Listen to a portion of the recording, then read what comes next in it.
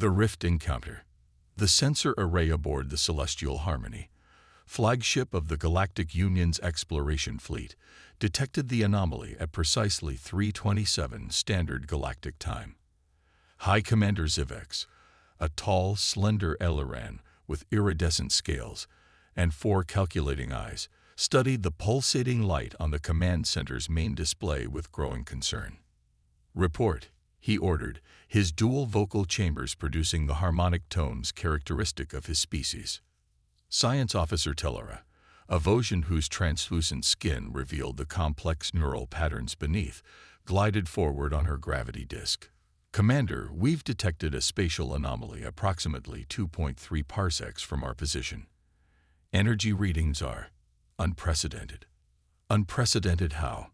Zivex's secondary eyes narrowed, a sign of intense focus among the Elyrans.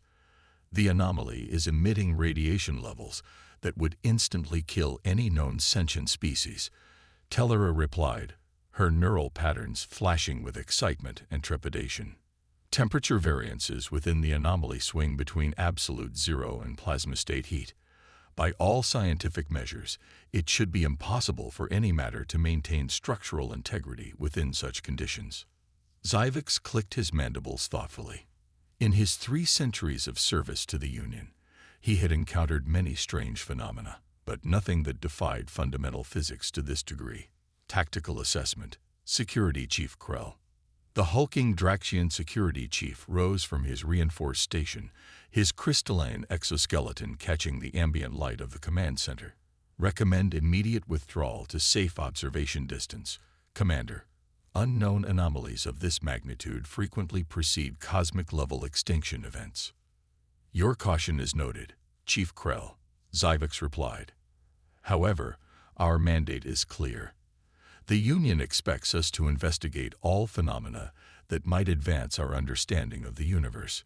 He turned to his navigation officer. "Dren, plot a course that will keep us outside the radiation field, but within comprehensive sensor range." "Compliance, Commander." Dren, a gaseous Mephian contained within an artificial exoskeleton, responded.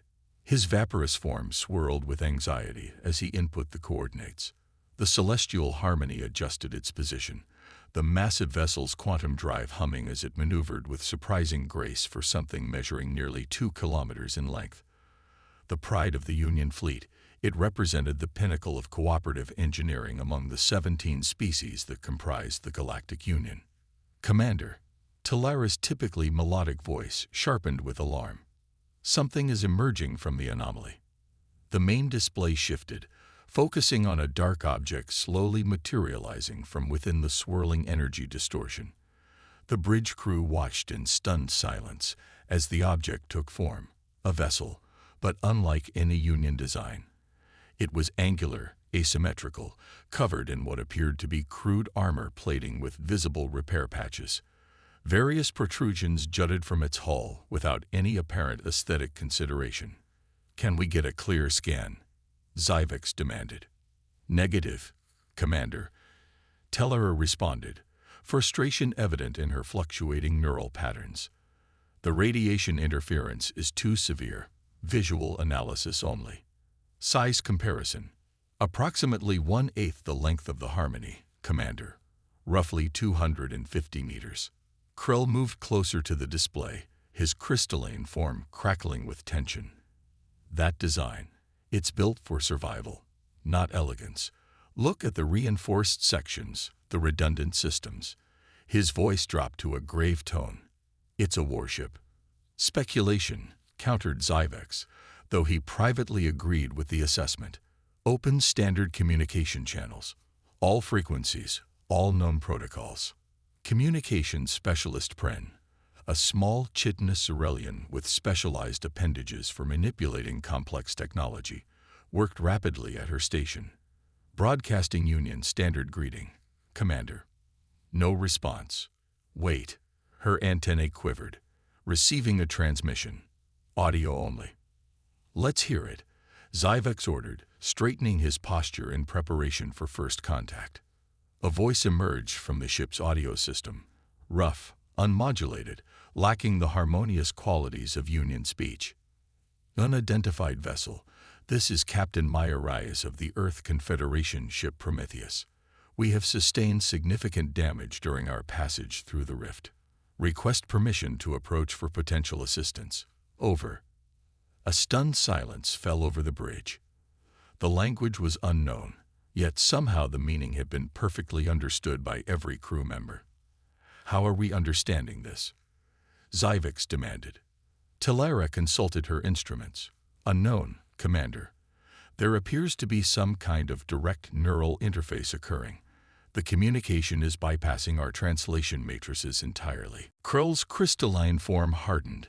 A defensive posture. A psychic attack. I don't believe so, Talara countered. There's no evidence of coercion or manipulation. Merely perfect communication. Zyvex considered for a moment before responding. This is High Commander Zyvex of the Galactic Union vessel Celestial Harmony. We note your distress, Captain Reyes. However, our scans indicate your vessel is currently inside a radiation zone lethal to all known sentient life. How is your crew surviving? A brief pause followed. Then, standard shielding, Commander. Our hull is designed to withstand extreme conditions. Is there a problem? The bridge crew exchanged glances of disbelief. Permission to speak freely, Commander. Security Chief Krell requested, his voice tense. Zyvex nodded. This must be of deception, Krell stated firmly. No known species could survive those radiation levels, even with the most advanced shielding. Either they are mechanical constructs, or, he hesitated, or they're from a death world. The term sent a chill through the command center. Death worlds, planets with environments so hostile that evolution took brutal, efficient paths, were largely theoretical. The few confirmed cases had produced species so dangerous and unpredictable that the Union had established permanent quarantine zones around their solar systems. Captain Reyes, Zyvex continued, choosing his words carefully. Our sensors indicate radiation levels around your vessel that would be immediately fatal to any Union species. May I inquire about your species designation and planet of origin? Another pause, longer this time. When the voice returned, it carried a note of confusion. We're human, from Earth, United Nations Earth Confederation, and the radiation levels we're reading are high but within our tolerance range with shielding. Are your sensors calibrated differently?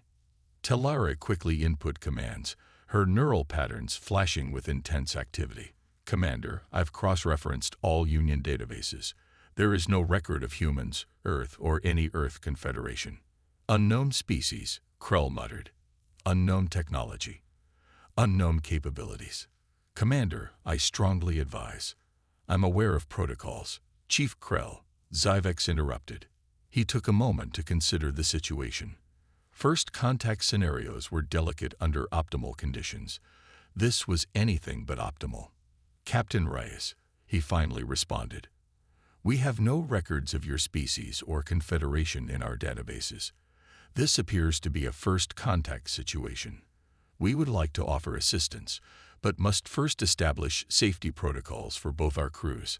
Are you able to move your vessel to coordinates we can provide, outside the radiation zone? We can try, came the reply, but our propulsion system was damaged during transit. We're operating on emergency power only. That's why we were hoping for assistance. Zyvex turned to his senior officers. Options. Talara spoke first. We could extend our radiation shielding to encompass their vessel, then use a tractor beam to move them to a safe distance. Too risky, Krell countered. If their ship is as damaged as they claim, our tractor beam could cause catastrophic structural failure. And extending our shields would require diverting power from essential systems. What about sending a repair team? Suggested Dren, his gaseous form swirling thoughtfully. Our environmental suits are rated for extreme conditions. Not these extreme conditions, Talara objected. The radiation would penetrate our best suits within minutes. Zyvex was about to respond when Captain Rice's voice came through again. Commander Zvex, I'm sensing some concern about compatibility issues. If it helps, we can send one of our crew members over to your vessel instead. Our EVA suits are designed for these conditions. Would that be acceptable? Krull's form crystallized further. Commander, we cannot allow an unknown life form aboard. They would be confined to a secure section, Zvex interjected, and it would allow us to assess their physiology and capabilities directly. He made his decision. Captain Rice, your proposal is acceptable. We will prepare a secure docking bay and decontamination chamber.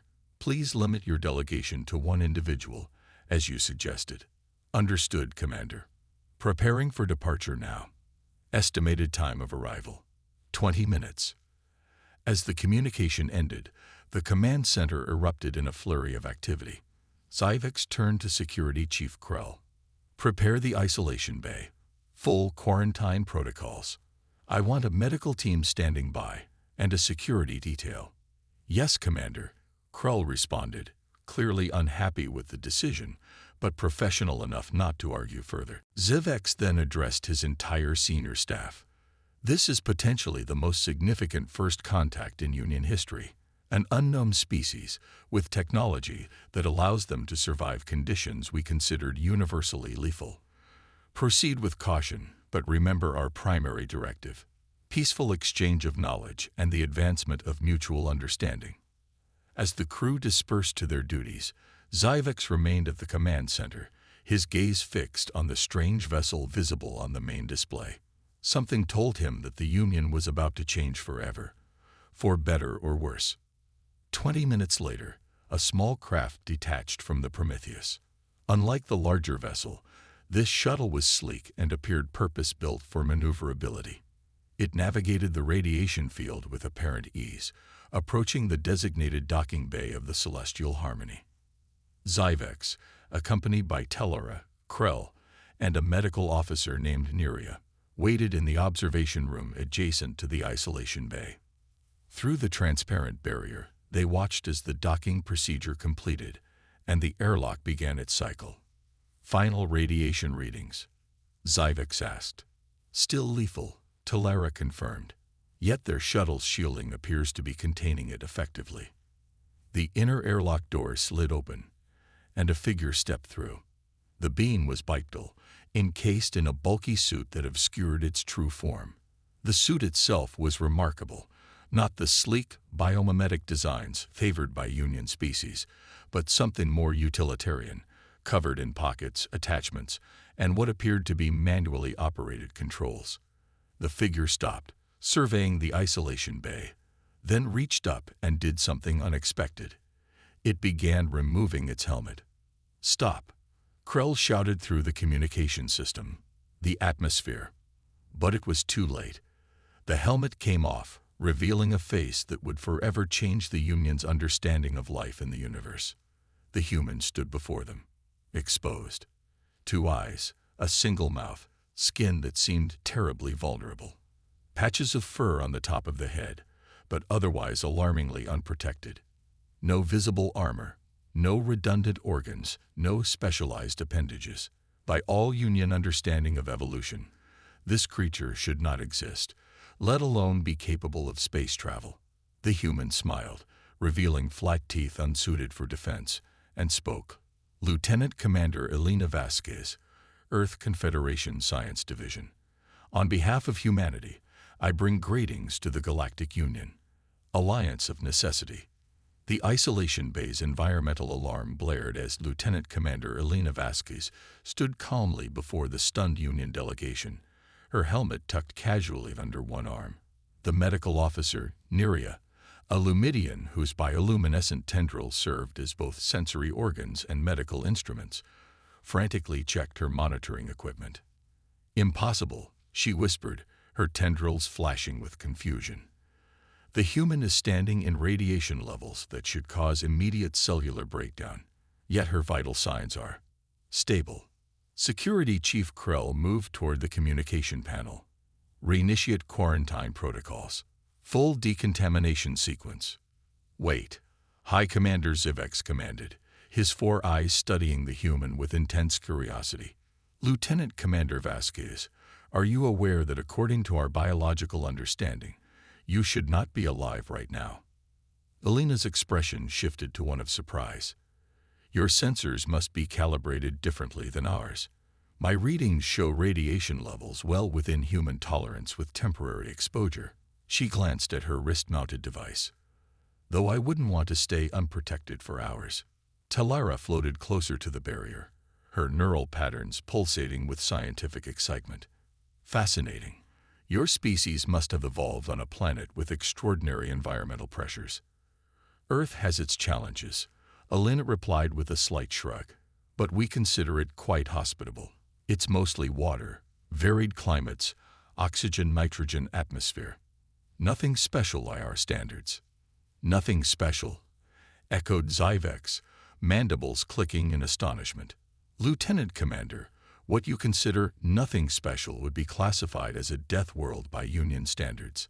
The radiation resistance alone suggests your planet has environmental conditions that would kill most Union species within minutes. Belena's eyes widened slightly. I had no idea. Our astronomical surveys have identified potentially habitable planets, but we've never encountered other sentient life before today.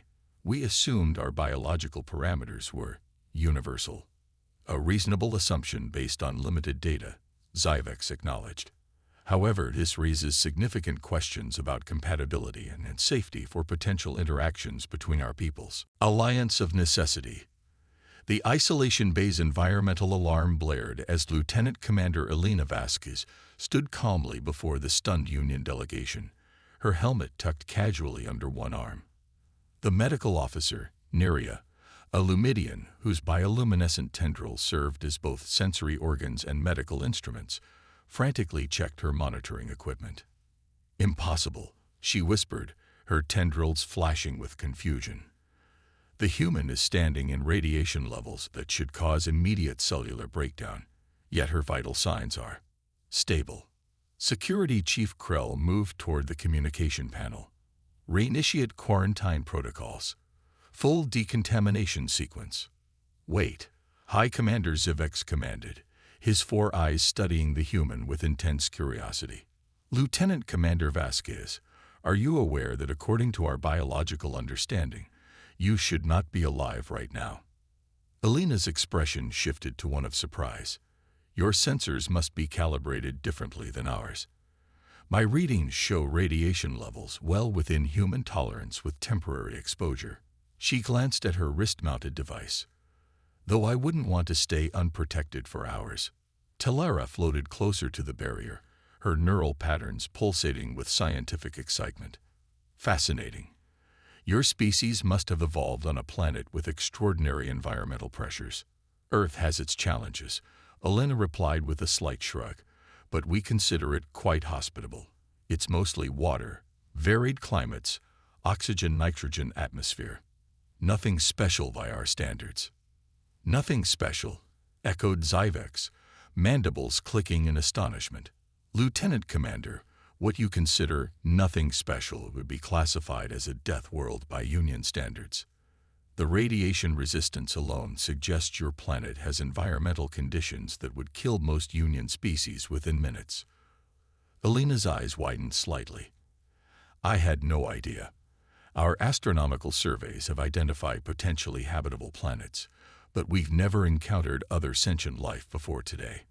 We assumed our biological parameters were universal. A reasonable assumption based on limited data, Zyvex acknowledged. However, this raises significant questions about compatibility and safety for potential interactions between our peoples. With respect, Commander, Elena responded, I believe our differences offer opportunity rather than obstacles. The fact that we can survive conditions fatal to you means we could assist in situations where your crews would be at risk. Conversely, your technological advancement clearly exceeds our own in many areas. Zyvex considered this perspective.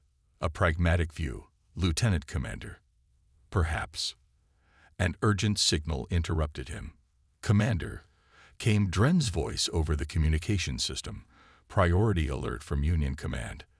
The Void Swarm has been detected entering Sector 7. The Union officers tensed visibly. Even Krell's crystalline form seemed to lose some of its rigid structure. Acknowledged, Zyx responded grimly. I'll return to the command center immediately. He turned to Elena. Lieutenant Commander, I apologize for the interruption. This is an urgent security matter that requires my attention. I understand, Elena replied. But perhaps I could help. Our differences might prove advantageous, as I just suggested. Zyx hesitated, torn between Union security protocols and the potential benefits of this unprecedented situation. The matter is highly classified. Commander, Tilara interjected, her neural patterns showing decision patterns, given the nature of the Void Swarm and our previous unsuccessful strategies. Perhaps an entirely different perspective would be valuable. After a moment's consideration, Zyx nodded. Very well. Lieutenant Commander, please return to the decontamination chamber and don your protective suit. Not for your safety, but for ours. Then you may accompany us to the command center. Minutes later, Elena, once again encased in her environmental suit, but with her helmet visor retracted, stood on the command deck of the Celestial Harmony. The main display showed a visualization of what appeared to be a dark, amorphous mass moving through space, consuming everything in its path. The Void Swarm, Zyx explained, a collective entity of unknown origin that first appeared in Union space 3 standard years ago. It absorbs matter, energy, and information, growing exponentially with each consumption. Conventional weapons are ineffective. They simply provide more energy for it to absorb. Elena studied the display intently. It behaves almost like a quantum-level predator. Has anyone tried anti-entropic countermeasures? The Union officers exchanged puzzled glances. Our theoretical models suggest that any attempt to reverse its entropy would only accelerate its consumption rate, Tilara explained. The swarm appears to violate several fundamental laws of physics, or it operates according to physical laws we don't yet understand, Elena countered. On Earth, we've developed experimental technology to counter quantum unstable phenomena. It started as research into stabilizing rift travel, like the one our ship emerged from, but it might be applicable here. What kind of technology?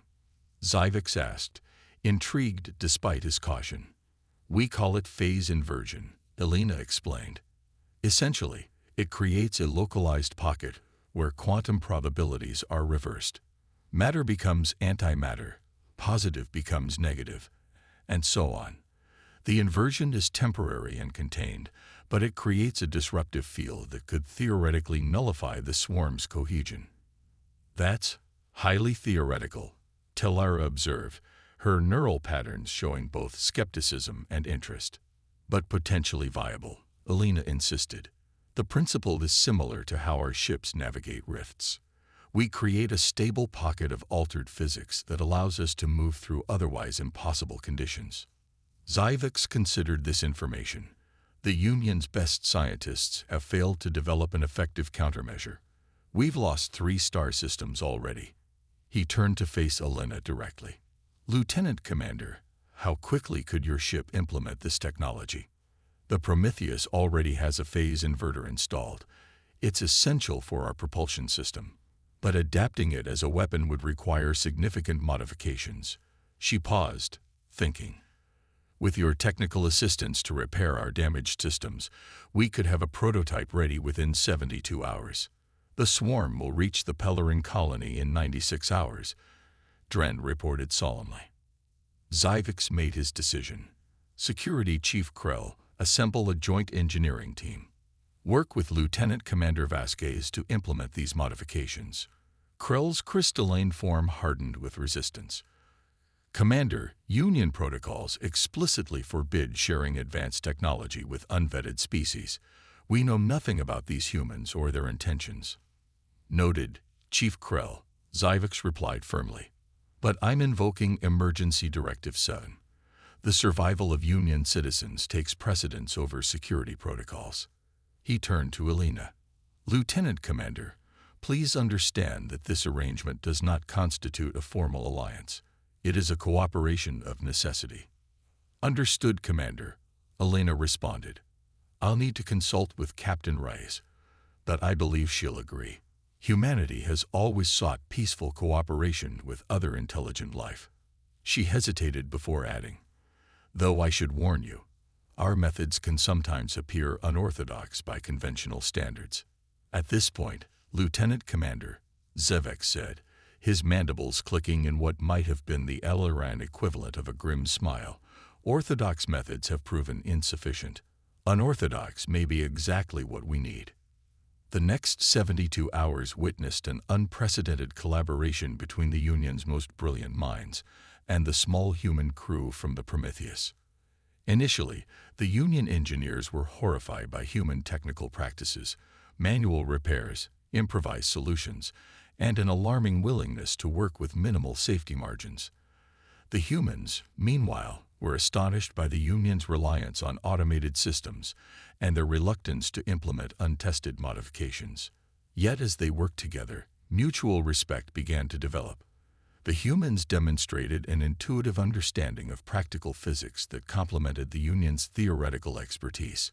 When Union systems failed to interface with human technology, Captain Maya Reyes personally reconfigured the Prometheus's phase inverter using nothing but handheld tools and what she called good old-fashioned human ingenuity. On the eve of the swarm's projected arrival at Pellerin, Zevek's called a final strategy meeting. Captain Rice, a compact woman with dark hair and intense eyes that seemed to evaluate everything simultaneously, stood beside him addressing the combined crews. "The modified phase inverter is installed on the Prometheus," she explained, gesturing to a holographic display. "The plan is straightforward. We'll approach the leading edge of the swarm and activate the inverter at maximum capacity. This should create a cascading disruption throughout its quantum structure." "And if it doesn't work?" Krell asked, his skepticism undiminished despite days of collaboration. "Then we improvise," Rise replied with unsettling confidence. "That's what humans do best. The celestial harmony will maintain position at the calculated safe distance," Zyvex added. "We'll monitor the effect and provide emergency extraction if necessary." Talara's neural patterns showed concern. "Captain Rice, our calculations indicate a 64% probability that the phase inversion will create a temporospatial instability that could destroy the Prometheus." "We're aware of the risks," Rise responded calmly. "But the Prometheus was built to survive hell. This won't be the first time we've faced impossible odds." As the meeting concluded, Zyvex requested a private word with Captain Rice. "I must ask," he said once they were alone, "why risk yourselves for a civilization you've only just encountered? Your crew could wait out the danger. The swarm has shown no interest in rift anomalies." Rice considered the question seriously. "Commander, humanity has spent its entire history looking to the stars, wondering if we were alone. Now that we know we're not, we can't just stand by and watch another intelligent civilization suffer when we might be able to help. It's fundamental to who we are, even at the risk of your own extinction." "Especially then," Rise replied.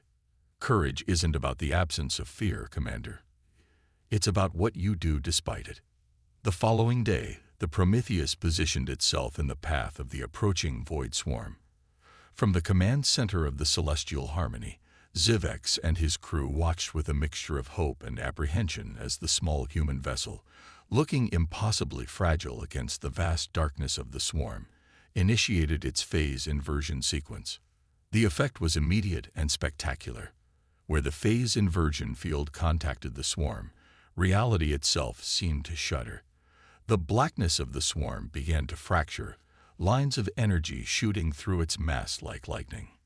"It's working," Teller reported, her neural patterns pulsing with excitement. "The swarm's quantum cohesion is destabilizing." But then something unexpected happened. Instead of dispersing, the swarm began to concentrate its mass, flowing toward the Prometheus with alarming speed. "It's adaptive," Krell observed with grudging respect. It's attempting to overwhelm the inversion field by increasing local density. The Prometheus can't withstand that level of pressure, Tellera warned. Their structural integrity will fail in approximately 3 minutes. Zyvex opened a communication channel. Captain Rice, withdraw immediately. The strategy has failed. Negative, Commander, came the strained reply. We're seeing results. The core of the swarm is destabilizing. We just need to increase the inversion field strength. Your ship will be crushed.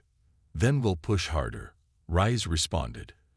Determination evident even through the static of the degrading communication. Lieutenant Kowalski, divert power from life support to the inverter. Martinez, reconfigure the field harmonics to match the swarm's adaptive frequency. Captain, Elena's voice came through. If we channel the ship's reactor directly through the inverter coils, we could create a feedback loop that would amplify the effect exponentially. That would cause a catastrophic overload, Rice objected. Yes, Elena confirmed, but not before creating an inversion cascade that should permanently destabilize the swarm structure. A moment of silence followed. Then, do it. Commander Zyvex, you might want to increase your distance. This is going to get messy. Captain Rice, Zyvex began. It's been an honor making first contact with your civilization. Commander, Rice interrupted. If this works, consider it humanity's application for friendship with the Galactic Union. Before Zyvex could respond, the Prometheus began to glow with impossible energy. The ship's systems, pushed far beyond their design limitations, channeled power directly into the heart of the phase inverter. The void swarm, sensing the threat, concentrated even more of its mass around the human vessel, attempting to crush it. They won't survive this, Neria whispered, her tendrils dim with sorrow. The screens on the celestial harmony flared white as the Prometheus's reactor reached critical mass. When the light faded, the sensors showed an expanding sphere of quantum distortion where the swarm had been. Within minutes, the entire entity had dissipated into harmless subatomic particles. The swarm is gone. Tellera confirmed, her neural patterns registering disbelief. Complete quantum dissolution. And the Prometheus? Zyvex asked, already knowing the answer. No trace, Commander, Dren reported solemnly. The ship was at the epicenter of the reaction. A heavy silence fell over the command center, broken only by the soft hum of the ship's systems. They sacrificed themselves, Krell said finally, his crystalline form subdued. For people they had just met. For life itself, Zyvex corrected. Because that, apparently, is what humans do. 3 days later, as the celestial harmony prepared to depart the sector, the sensor array detected another anomaly, a small rift, similar to the one from which the Prometheus had emerged. Commander, Tellera called urgently. I'm detecting a signal from within the rift. It's matching the Prometheus's communication frequency. On screen, Zyvex ordered, not daring to hope. The display activated, showing static at first, then resolving into the image of Captain Maya Reyes. She appeared injured, her uniform torn and burned in places, but very much alive. Commander Zyvex, she greeted, her voice weak but steady. Sorry for the dramatic exit. The phase inversion created a temporary rift that pulled us in. We've been trying to find our way back to your coordinates ever since. Captain Reyes, Zyvex responded, mandibles clicking rapidly in what his crew recognized as profound relief. Your survival defies all probability calculations. Reyes smiled. As I said, Commander, defying probability is a human specialty. Your ship's status, heavily damaged but repairable.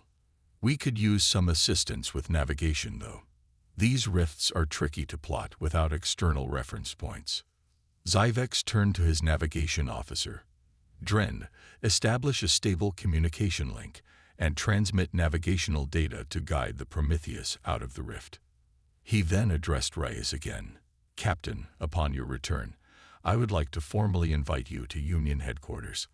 I believe my superiors will be most interested in discussing the potential for diplomatic relations with humanity. We be honored, Commander, Rise replied. Though I should warn you, where one human ship goes, others tend to follow. We're an exploratory species by nature. After witnessing your crew's actions, Captain Zivek said, I believe the Union would benefit greatly from more human presence, not less. Your species possesses qualities that complement our own in unexpected ways. As the communication ended and preparations began to assist the Prometheus's return, Zyvex found himself contemplating the implications of this first contact.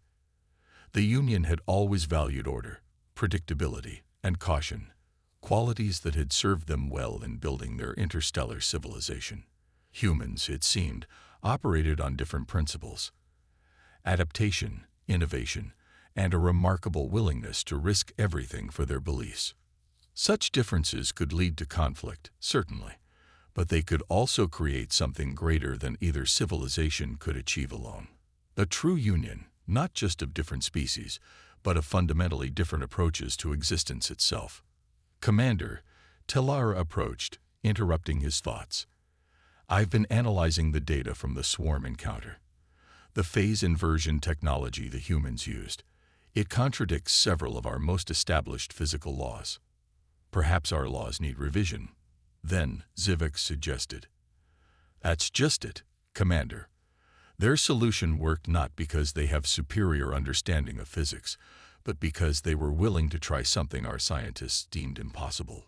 Her neural patterns showed deep contemplation. I wonder how many other impossibilities might yield to human innovation. Zivek watched as the Prometheus slowly emerged from the rift, battered but unbroken. I believe, Science Officer Telara, that we are about to find out. In the observation lounge of the Celestial Harmony, Security Chief Krell stood beside Elena Vasquez as they watched the recovery operation. His crystalline form had softened slightly, the closest his species could come to relaxation. Your captain risked everything, he observed.